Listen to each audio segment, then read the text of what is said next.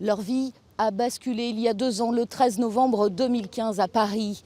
Avec 87 autres personnes, Marie et Mathias ont été tués lors de l'attaque terroriste du Bataclan.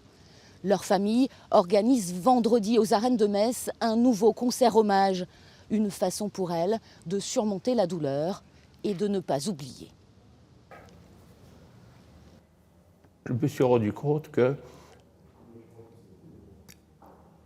au-delà de la douleur d'avoir perdu mon enfant, ce qui était important dans la vie, et ça c'est vrai qu'on s'en rend compte toujours après, c'est qu'on a besoin d'être fier d'un enfant.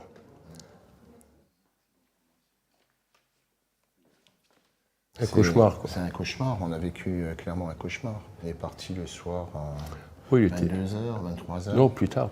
Il était minuit. Ouais, minuit, puis on est arrivé dans la mairie du 11e et on a commencé à chercher nos enfants jusqu'à on ait appris que à 17h15 qu'ils étaient décédés tous les deux.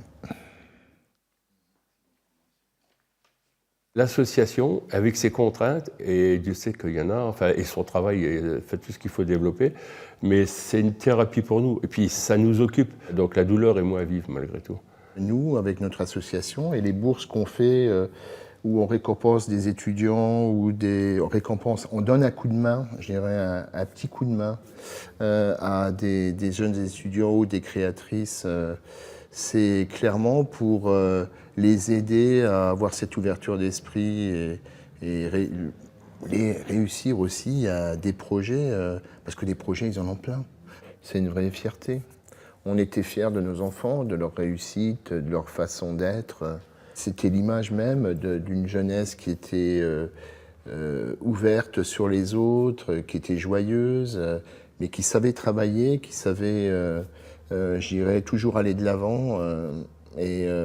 Aujourd'hui, cette fierté qu'on n'a plus avec nos enfants, parce qu'ils nous ont quittés, on la donne, je dirais, on la donne vers d'autres. Je crois que la colère, on l'a, parce qu'on l'aura tout le temps. On la vit d'ailleurs, on vit le manque avec mon épouse Béatrice tous les jours.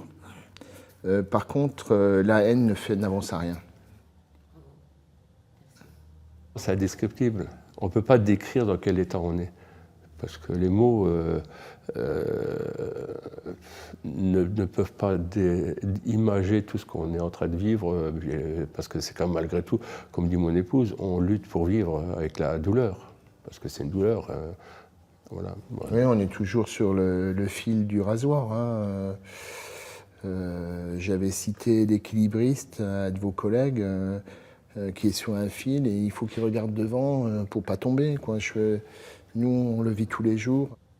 Les autres victimes, on les oublie pas, hein. C'est clair, hein. Ceux qui sont blessés, qui sont traumatisés, on puise, nous, cette force dans leurs yeux, dans leur sourire et dans leur force d'aller de l'avant. Le regard complice.